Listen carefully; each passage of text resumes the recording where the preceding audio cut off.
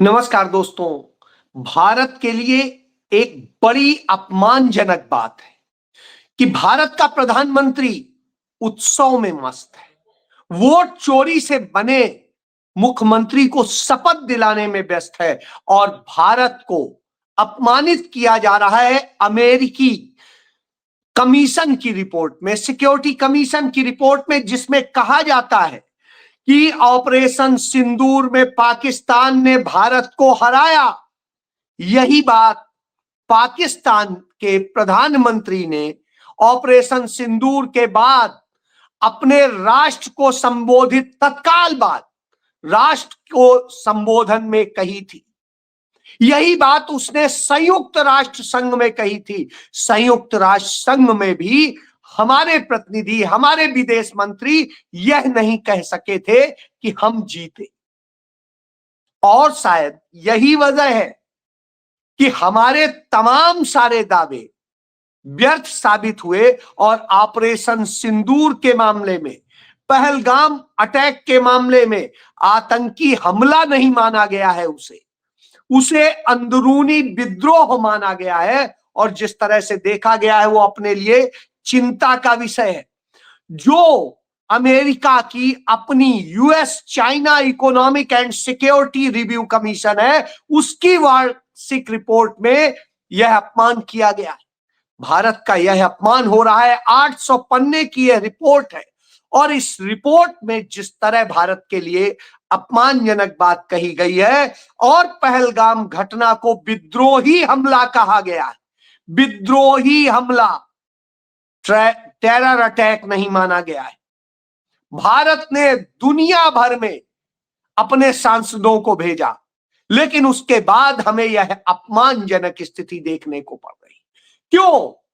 क्योंकि भारत ने भी दुनिया के किसी मंच पर यह नहीं कहा कि पाकिस्तान ने हमारे ऊपर यह अटैक किया। भारत ने के प्रधानमंत्री हो, गृह मंत्री हो, रक्षा मंत्री हो, किसी ने भी संसद के भीतर नहीं कहा कि यह पाकिस्तान ने हमारे ऊपर अटैक किया। यानी पहलगाम का यह अटैक क्या था? भारत पाकिस्तान के 4 दिन के युद्ध में, जिसे हम युद्ध कह रहे हैं, वो उसे एक जो ऑपरेशन कहा गया, उसे पाकिस्तान की सैन्य सफलता माना है। और यही नहीं, डोनाल्ड ट्रंप ने 61वीं बार कह दिया कि उन्होंने नरेंद्र मोदी को डरवा करके यह डील करवाई। आप सोचिए, इतनी आपत्तिजनक रिपोर्ट आती है, इतना सब कुछ आता है, तो क्या वो 272 ब्यूरोक्रेट्स, जजेस और तमाम डिप्लोमेट्स, तथाकथित बुद्धिजीवी, क्या वो इसके खिलाफ बोले?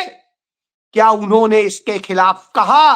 और क्या उन्होंने प्रधानमंत्री को लानत दी कि आप क्यों नहीं पाकिस्तान को और अमेरिका को जवाब दे रहे हैं? क्यों नहीं आपने, जब चीन ने हमारे अंदर घुस करके हमारे 20-21 सैनिकों को मार डाला, तब भी आपने चीन का नाम लेने से आप क्यों डर गए? क्या उन्होंने कभी सवाल किया? क्या उन्होंने कहा यह भारत के लिए अपमानजनक है? तो जब यह स्थिति होती है तब सवाल उठता है कि आखिर हमारे यहां क्या कर रहे हैं ये। तब उन्होंने क्या पूछा कि पुलवामा की पड़ताल क्यों नहीं हो रही है?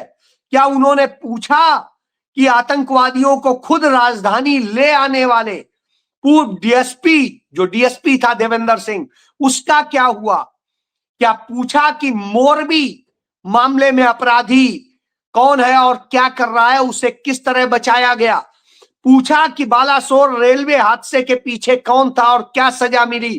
क्या पूछा पहलगाम का न्याय कभी होगा या नहीं होगा? क्या पूछा कि एयर इंडिया का प्लेन कैसे क्रैश हुआ और इस पर क्या हुआ? और इंटरनेशनल जांच भारत ने क्यों नहीं होने दी? क्यों चुनाव आयोग में किस अनुपात से घालमेल हो रहा है? क्या पूछा कि सोनम वांगचुक जैसा राष्ट्रवादी व्यक्ति जेल में क्यों डाला जा रहा है? और क्या यह पूछा कि सर्वदलीय बैठक बुलाने पर प्रधानमंत्री क्यों भाग जाते हैं, क्यों डरते हैं? प्रधानमंत्री क्यों डरते हैं संयुक्त राष्ट्र संघ में जाने से और तमाम उन वैश्विक मंच पर जाने से जहां भारत की कूटनीति और सब कुछ का सवाल खड़ा होता है? तो आज अमेरिका की यह रिपोर्ट भारत को अपमानित कर रही है, कलंकित कर रही है।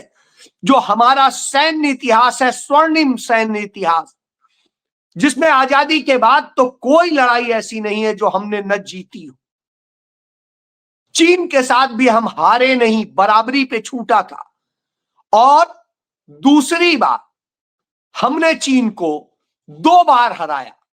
नाथुला चोला में हमने चीन के मुंह में हाथ डालकर अरुणाचल प्रदेश छीन लिया और भारत में मिला लिया।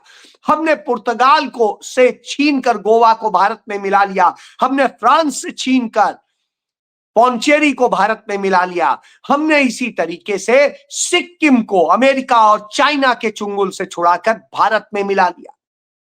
हमने पाकिस्तान और इंग्लैंड के दबाव के बावजूद जम्मू कश्मीर को छीनकर भारत में मिला लिया, लद्दाख को भारत में मिला लिया। जब हमने ऐसा किया, इसके बाद जवाब कौन देगा? हमने दुनिया का सबसे बड़ा सैन्य सरेंडर 93,000 सैनिकों का, पाकिस्तानी सैनिकों का सैन्य सरेंडर कराया, घुटने पर बैठा दिया उनके जनरल समेत। आज हमें यह सुनने को मिल रहा कि भारत ऑपरेशन सिंदूर में हारा है। यह मैं नहीं कह रहा हूं, यह वह रिपोर्ट कह रही है जो भारत के ऊपर एक कलंकित दाग लगा रही है। क्या मणिपुर में जब लड़कियों के साथ गैंगरेप हो रहा था, उनकी नग्न परेड निकाली जा रही थी, तो क्या इन 272 के गैंग ने कुछ पूछा? अब मैं गैंग क्यों कह रहा हूं यह भी आपको बता देता हूं। गैंग का आपको उदाहरण बता देता हूं कि राहुल गांधी को जो चिट्ठी लिखी गई, उनमें 16 जस्टिसेस हैं, जिनमें 2 सुप्रीम कोर्ट के हैं, जिनके बारे में मैं बता चुका हूं। फिर बता देता हूं, एक मिस्टर गोयल है, वो गोयल आदर्श कुमार गोयल, जो रिटायर हुए नहीं कि एनजीटी के चेयरमैन लगा दिए गए। क्यों? क्योंकि साहब, भाजपा से उनका जो रिश्ता, वो रिश्ता क्या कहलाता है, यह जानने की जरूरत है। यह जानने की जरूरत है कि उन्होंने किस तरीके से सारी साजिशें रची हैं और क्या किया। अपने आप में इस देश के लिए कलंक है। उसमें जिस तरह से चीजें की गई और करी जा रही हैं और देश को बदनाम किया जा रहा है, यह अपने आप में शर्मनाक है। इस शर्मनाक स्थिति को समझना होगा। तो अब आप समझिए, उसमें एक जो मौजूदा हरदीप पुरी है, उनकी बीवी भी है, ये आप देख लीजिए, ये भी है जो साइन करने वाले में। आप समझ सकते हैं ये क्या है। और इसी तरीके से तमाम सारे लोग आपको दिखेंगे। तो जब ये दिखते हैं तो आपको आदर्श गोयल का बता ही चुका हूं, जस्टिस हेमंत गुप्ता का बता ही चुका हूं कि ईडी के जाल में फंसे हैं। इसके बाद में सुब्रतो मुखर्जी हो या ये सारे लोग हो, सबके यही किस्से हैं। कोई कैसे है, कोई ओबलाइज है, कोई भाजपा में है, कोई सामी लोग है। इसमें एक रॉ के पूर्व अधिकारी है, और वो पंडित जी की भी है स्थिति कि वो भाजपा की सदस्यता ग्रहण कर चुके थे, राजनाथ सिंह ने ही कराई थी। तब बात समझिए। तो जो चिट्ठी लिखने वाले वो कौन है?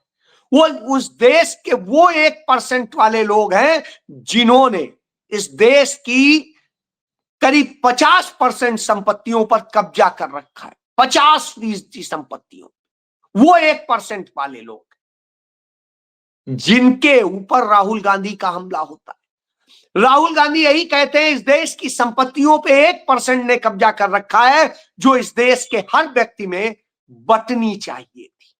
जी हां, उनमें से जान लीजिए, इसमें 9 तो सीधे सीधे ब्राह्मण है और 4 जो है राजपूत है, क्षत्रिय है। एक इसमें कायस्थ है, एक गुजराती जैन है और एक पंजाबी खत्री है जी। तो जब इस तरह की भीड़ हो तो अब आप समझ लीजिए 16 है, 16 की यह स्थिति है। एक भी बताइए इसमें दलित है, पिछड़ा है, आदिवासी है, अल्पसंख्यक क्या है? नहीं है। तो अब आप समझ लीजिए इसके बाद भी देखिए विक्रम सिंह जैसे लोग हैं जो नोएडा में, नोएडा इंटरनेशनल यूनिवर्सिटी के प्रो चांसलर, कहां से आ गया इतना धन? समझ लीजिए। इसी तरीके से बहुत सारे खेल हैं। अब उन खेल पे जाएंगे तो लंबा खींचेगा, लेकिन सवाल यहां दूसरा है कि इन जिन लोगों ने यह चिट्ठी लिखी है और राहुल गांधी पर तमाम टिप्पणी की है, तो आप इनसे पूछिए। राहुल गांधी ने तो जो 3 प्रेस कॉन्फ्रेंस की चुनाव आयोग के बारे में जो कहा, ट्राली भर भर के उसके सबूत लेके आए, जो कि चुनाव आयोग ने ही दिए थे, उन्हीं के दस्तावेज थे, यानी उन्हीं के सबूतों से वो बात कर रहे थे। लेकिन जब 2011-12 में, 13 में अन्ना आंदोलन कर रहा था और ये लोग नाच रहे थे, बिल्कुल डांस कर रहे थे, तो पूछिए उस समय अन्ना कौन सा सबूत लेके आया था? अन्ना के पास तो कोई सबूत नहीं था। अरविंद केजरीवाल के पास कोई सबूत नहीं था। मोदी गैंग के पास कोई सबूत नहीं था। और ये चुनाव हारने से ही होता है। तो 2004 में जब अटल बिहारी वाजपेयी चुनाव हारे, तो क्यों नहीं उन्हें संन्यास लेने की बात कही गई? जब 2009 में मोदी और जो है आडवाणी चुनाव हारे, तो उन्हें क्यों नहीं संन्यास लेने की बात कही गई? और इसी तरीके से जब तेलंगाना और कर्नाटक, हिमाचल प्रदेश और ये सब हारे, तब मोदी से क्यों नहीं कहा गया कि संन्यास ले लीजिए, छोड़ दीजिए पद? किसी ने कहा क्या? नहीं कहा। तो लेकिन अब कहा जाता है। क्यों? अब जो नया ट्रेंड चल पड़ा है, जो ट्रेंड चल पड़ा है पिछले 12 साल से, उसमें यह है कि मीडिया सवाल सरकार से नहीं पूछती है, विपक्ष से पूछती है। वो चरित्र हनन करती है विपक्ष के नेताओं का, और जो चरित्रहीन है उन चरित्रहीन लोगों का महिमा मंडन करती है, उनकी चरित्रहीनता को इस तरह से प्रस्तुत करती है जैसे वो बड़ा महान कार्य कर रहे हो। कोई बीबी छोड़ के, उसके साथ धोखा दे के बड़ा अच्छा काम कर रहा है, तमाम तरह के। और ऐसे में सुप्रीम कोर्ट में दाखिल उस महिला के एफिडेविट पर बात नहीं होती है जो गुजरात आई थी, वो आर्किटेक्ट। अब आप सोचिए, मैं नाम नहीं ले रहा हूं, सुप्रीम कोर्ट में दाखिल है वो एफिडेविट। अब आप बताइए क्या उस पे बात हो रही है? नहीं हो रही। तो जब इन पे बात ना हो रही हो, तो यह ट्रेंड चल रहा हो, तो आप क्या कहेंगे? ऐसे में हमें आता है कि विश्व ये बुद्धिजीवी कर क्या रहे हैं? तथाकथित बुद्धिजीवी, बुद्धिजीवी नहीं, नौकरशाह नौकर रहे हैं, और नौकरों की यह स्थिति है। तो हमें 1927 का बैटल ऑफ इंटेलेक्चुअल्स में जो लिखा था जूलियन बेंडा ने, उसमें कहा था सभ्यताएं बाहरी हमलों से नहीं, उन कलमों से मरती हैं जो सत्य छोड़कर सत्ता की सेवा में लग जाता है। जी हां, सत्ता की सेवा में लग गए हैं। इस सत्ता के सेवा में वो कुकर्म कर रहे हैं। तमाम सारे लोग, पलटी मारी जा रही है, अदालतें पलटी मार रही हैं, सर्वोच्च अदालतें पलटी मार रही हैं, अपने ही आदेश से पलटी मार रही हैं। चाहे राज्यपालों और राष्ट्रपति के विधेयकों को रोकने का मामला हो, चाहे पर्यावरण मंजूरी का मामला हो। तो इस तरह से भारत आज उसी सड़ांध को महसूस कर रहा है। सड़ांध हो गई। जिन 272 नौकरशाहों ने, जिनमें कैबिनेट सचिव हैं, गृह सचिव हैं, विदेश सचिव हैं, पूर्व मुख्य चुनाव आयुक्त हैं, और ये सारे लोग एक जो खुला पत्र जारी करते हैं। इस पत्र में उन्होंने राहुल गांधी पे हमला किया, लेकिन चुनाव आयोग से नहीं पूछ रहे हैं कि वोटर लिस्ट में गड़बड़ क्यों कर रहे हो, फर्जी नाम क्यों जुड़ रहे हैं, मरे हुए लोगों के क्यों लगाया जा रहा है, और क्यों किस तरह से डिलीशन हो रहा है, किस तरह से एडिशन हो रहा है, निराधार और राजनीतिक स्थितियां क्यों हो रही हैं, इन सब पे सवाल नहीं। वो आरोपों को हवा में जो है उनको कर देते हैं। फॉर्म नंबर 7 हो, फॉर्म नंबर 8 हो, मृत्यु रजिस्टर हो, चुनाव आयोग के डेटा से निकाले तथ्य हो, सभी 272 अफसरों ने उन्हें तकनीकी खराबी कहकर खारिज कर दिया। तकनीकी खराबी। अच्छा, लाखों वोटर तकनीकी खराबी में चले जा रहे हैं। देश भर में मिला के करोड़ों वोटर ऐसे हो जाते हैं, और तब सवाल उठता है, सिर्फ तकनीकी खराबी होती तो चुनाव आयोग को दुरुस्त करना चाहिए था, लेकिन उसने दुरुस्त नहीं किया। खबर सुनने के बाद भी उसने गलतियां सुधारने के बजाय डेटा छिपाया। अदालत में पारदर्शिता के खिलाफ लड़ना पड़ रहा है, लेकिन वो पारदर्शी नहीं हो रही है, वो डिलीट कर दे रही है। कभी डेटा डिलीट कर रही है, कभी वीडियो फुटेज डिलीट कर रही है, कभी कुछ और कर रही है। तो ऐसी स्थिति में आप सोचिए क्या हो रहा है। तो और जिस तरह से मृत आत्माएं वोट डाल रही हैं, अद्भुत सी स्थिति है। तो अब क्या हो रहा है, यह अपने आप में बताता है बौद्धिक जमात खेल कर रही है सत्ता के लिए, और धांधली, लीपापोती, और जिस तरह से कराई जा रही है इन नौकरशाहों से, इन तथाकथित जस्टिसेस से। इन्होंने क्या जस्टिस किया होगा आप सोच सकते हैं। तो इस भूमिका में जब हो तो अब आप सोच लीजिए, जो प्रलाप कर रहे हैं उसमें आई मुख्य चुनाव आयुक्त जांच करने के बजाय, बिंदुवार जवाब देने के बजाय राहुल गांधी को कहता है आओ कोर्ट जाओ, 7 दिन में सबूत दो, एफिडेविट दो, और ये तो सबूत तो उन्होंने दे दिए, अब आपका काम है। तो स्वाभाविक सी बात है, ये एलओपी ने अपना काम कर दिया, और एलओपी कोई सामान्य व्यक्ति नहीं है। एलओपी संवैधानिक पद है, वैसे ही जैसे चुनाव आयुक्त है, जैसे दूसरे और। तो इसी को लेके एनएन ओझा ने, जो रिटायर्ड कैबिनेट सेक्रेटरी हैं, उन्होंने तक कह दिया कि इस तरह की जो स्थिति हो रही है शर्मनाक है जो ये कर रहे हैं। अब आप सोचिए, तो शर्मनाक हालात पैदा कर दिए हैं, तो हमें सोचना होगा कि देश को कहां ले जा रहे हैं। देश अपमानित हो रहा है। प्रधानमंत्री मदारी की तरह से बिहार में जाकर के बिहार के मुख्यमंत्री की शपथ के उसमें तमाम करता है। सरकारी विमानों से बॉर्डर सिक्योरिटी फोर्स के लिए जो सीमा की सुरक्षा के विमान है उनको लेके अमित शाह और इसी तरह से बाकी सब लेके सरकारी विमान उस उत्सव में शामिल होने जाते हैं। सरकारी हर चीज का दुरुपयोग, रुकना भी सरकारी, खाना भी सरकारी, चलना भी सरकारी, पहनना भी सरकारी, और सब किसका है? हमारा है, आपका है। उसके बाद मदारी का के तो शर्मनाक हालात हो तो आप क्या कहेंगे? इन शर्मनाक हालात को हम देख रहे हैं, तब हमें अपने लोकतंत्र की चिंता करनी चाहिए। जी हां, चिंता करनी चाहिए। जय